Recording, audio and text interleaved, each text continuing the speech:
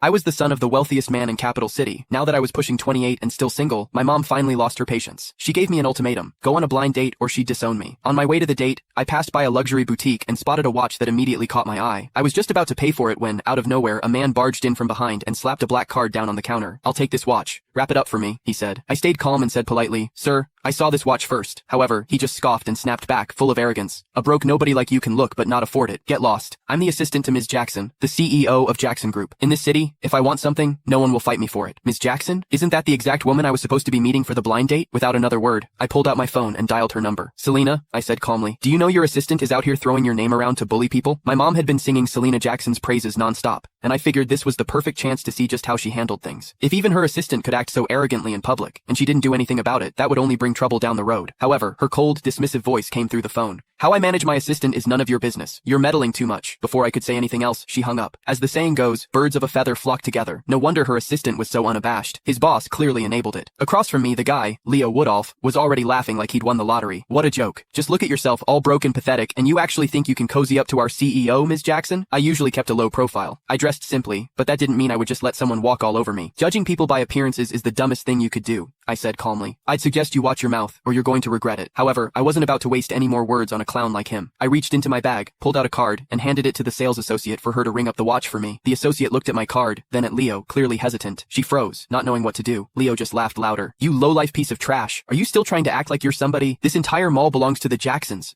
If I don't give the word, you can't even buy a single screw in here." Then, with a smug grin, he yanked the card from my hand and flung it toward the entrance. "Waving around some cheap-ass card thinking you're hot shit? I'm not falling for it. Get lost." In all my life, no one had ever dared to humiliate me like that. Leo had seriously crossed a line. Without another word, I grabbed his arm in one swift motion and dragged him to the front of the store. My voice dropped cold as ice as I ordered, "Pick up my card." The salesgirls in the store stared in shock. "Oh my god, did he really just say that to Mr. Woodolph? Is he crazy?" "Mr. Woodolph is Mrs. Jackson's right-hand man. Offending him is the same as offending her." One of the employees tried to talk me down. "Sir, it's just a watch. It's not worth angering the Jackson Group over this. Please, just let him go." "Yeah, you should apologize to Mr. Woodolph while you still can. Beg for forgiveness. It might not be too late." Leo, clearly feeding off the attention, yanked his arm away and shouted, "You worthless trash! Get down on your knees right now, and maybe I'll consider letting this slide. Otherwise, I hope you're ready to lose everything." Now I've seen everything. After years of seeing Mom threaten people, now it was my turn to be threatened. A cold smirk tugged at the corner of my lips as I turned to Leo. "A dog hiding behind someone else's power, huh? Even Selena wouldn't dare say something as crazy as that. And you? Who the hell do you think you are? Who are you calling a dog?" he snapped. I looked around. "You hear anyone else barking around here? You bastard!" Furious, Leo clenched his fist and threw a punch at me. I stepped back effortlessly, dodging him completely. He missed and slammed face first onto the floor. "Wow, Leo, you really committed to the role," I said. "I call you a dog, and you roll on the ground so spectacularly. I appreciate the performance." He scrambled up from the ground, pointing at me as he cursed, "You bastard! Just you wait!"